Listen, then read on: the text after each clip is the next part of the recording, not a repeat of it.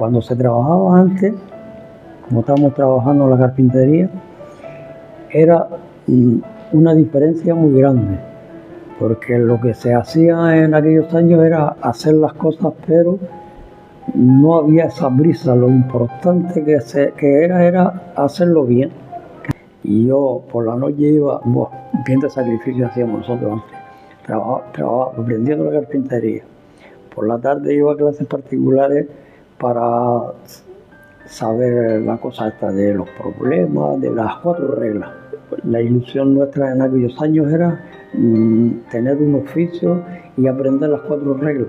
Con eso nos creíamos nosotros que ya teníamos un camino iniciado. Lo que yo pude sacar fue por correspondencia el título de la carpintería.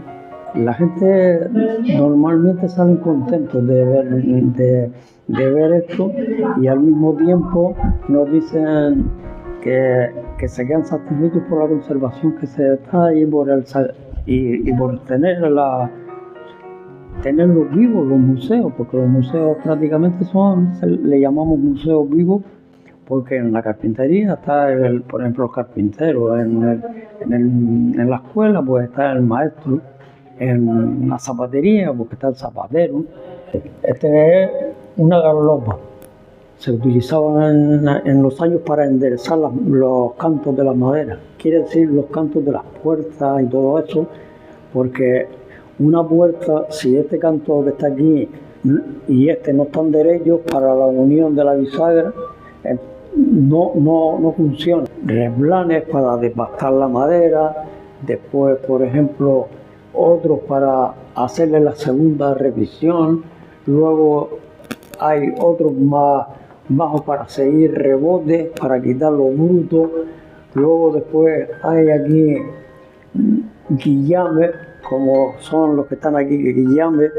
Los guillames quiere decir que es una cuchilla que se utiliza para las cejas de las puertas y de ventanas, que es como esa puerta, la cejita que tiene así de arriba abajo, que es la que engancha una con otra. Están los serrullos. Cuando empezaron a venir los tirafondos, pues se creó un destornillador que era este, para poner los tirafondos. El tirafondo se abría un poquito con una barrenilla pequeña, un agujerito, se le untaba un poquito de cebo y con esto se daba el tirafondo a la bisagra de la puerta y de ventanas y todo eso. Yo he trabajado en muchas empresas grandes. Trabajé en la parte de Santa Lucía, de Tirajana arriba, que se hizo una urbanización grande de las que se hacían antes de protección. Trabajé en Playa del Inglés, en San Agustín. Cuando se inició de hacer apartamentos, se empezaron a hacer donde le llaman la Nueva Europa. Allí fue donde se empezaron a hacer apartamentos. El señor que estaba allí, que llevaba aquello, era de aquí, de la aldea. Y este fue el que inició el hacer los apartamentos y la Nueva Europa. Entonces lo que hizo fue que se vino a la aldea y de aquí se llevó todo lo que estaba aquí dentro de albañiles, carpinteros, electricistas, fontaneros, y todo lo que había por aquí se lo llevó porque tenía confianza en los trabajadores. El berbequín con la broca, que este es el que se utiliza para abrir los agujeros, este de aquí, que antes se abrían, en principio se abrían con las barrenas que están aquí. La mesa de trabajo de carpintería eran estos, ¿no? Siempre son estos, con el husillo que tiene allí, que se llama husillo, que es donde se tranca, se abre y se tranca la pieza de madera, puertas y todo eso. Aquí tiene esto, que es donde se tranca, ¿no? Aquí, y después derecho aquí, entonces se trabaja así, de allá acá. Este es el husillo, que es el que le llamamos, ¿ves? Para trancarlo. Y después muchísimas cosas, herramientas de toda clase. Aquí hay morduradora, que es una cuchillita fina que se que se hace así, y va haciendo una mordurita.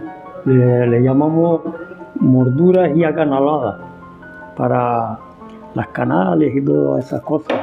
Aquí, este ya es de hierro porque vino más tarde. Esto es el escupicebre, que es para las cosas que son ovaladas, ¿no? Herramientas de carpintería hay muchísimas. Se trabajaba con la sierra hasta fina, ¿sí? Y esta se utilizaba para cuando usted está haciendo un mueble que sea ovalado así, o un bastidor que se hacía antes que eran ovalados, ¿no? Entonces con la sierrita esa se cortaba así, se hacía la plantilla, se ponía la plantilla y entonces se iba cortando, porque esta era la sierra que se podía cortar y dejarla redonda. Y aquí en la foto está un señor aquí que está al lado de un arbolillo ahí, el señor mayor este que está ahí, en el centro. Este señor sabía de carpintería, sabía muchísimo, un montón, porque viene de familias de carpinteros de los de atrás, ¿no? Y sabía muchísimo en los ensambles de las maderas. Los ensambles de las maderas era, digamos que son así, ¿no? Hacen así, van entrando y cuando llegan al final, esto ni sale para acá ni sale para acá, y entonces esas son las trancas de las maderas.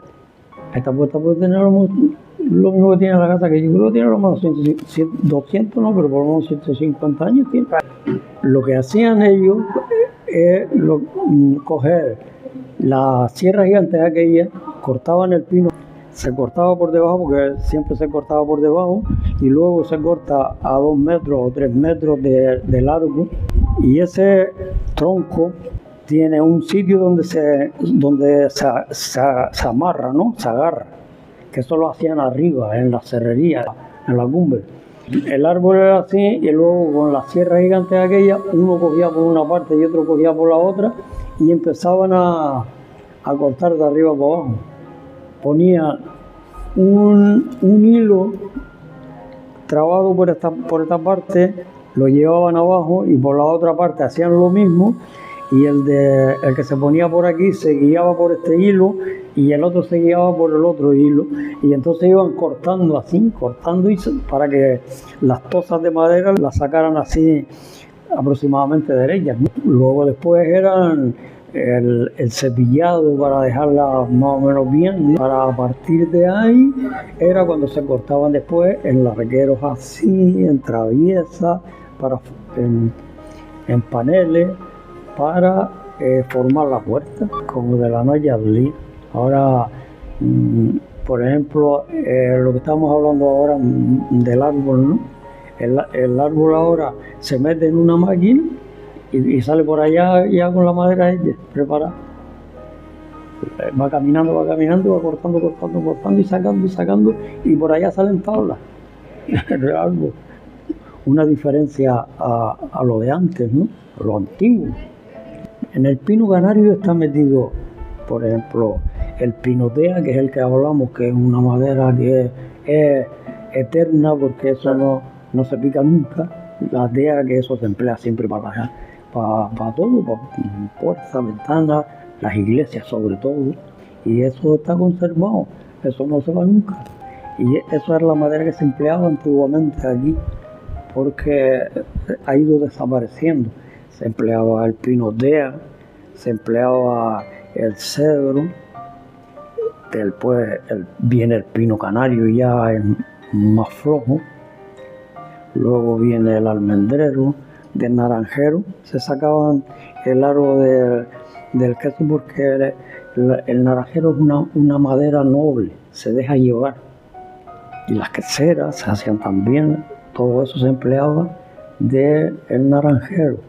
Luego después está el almendrero, que es una madera buena, y muchísimas maderas que hay, unas más mejores y otras menos, más flojonas, ¿no?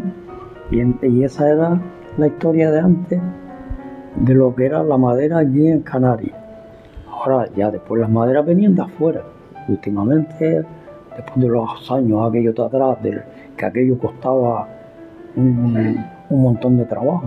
Yo las herramientas mías para trabajar las preparaba yo, cualquiera de estas. Las cuchillas, por ejemplo, se compran. Antes lo hacían los herreros aquí con de acero, ¿sabes lo que son los amortiguadores de los camiones y todo eso que tienen eso de abajo de acero? Los diseños y todo eso estaban siempre en la cabeza, ¿no? Y usted lo va como el pintor que va pintando, va haciendo el diseño de lo que usted quiere y a raíz de ahí va saliendo, haciendo. Pero primero hay que hacer el esquema, que es el dibujo, digamos. Entonces después usted se va llevando por el dibujo, por el esquema, va sacando plantillas y a raíz de tener plantillas entonces ya después empieza a trabajar.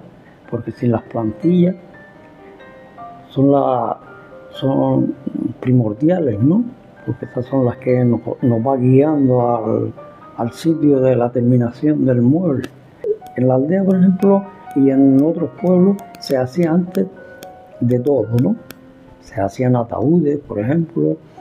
Cuando una persona fallecía, pues le cogían la medida y iban derecho a la carpintería. Traían la medida y a partir de cuando viniera la medida se empezaba a hacer.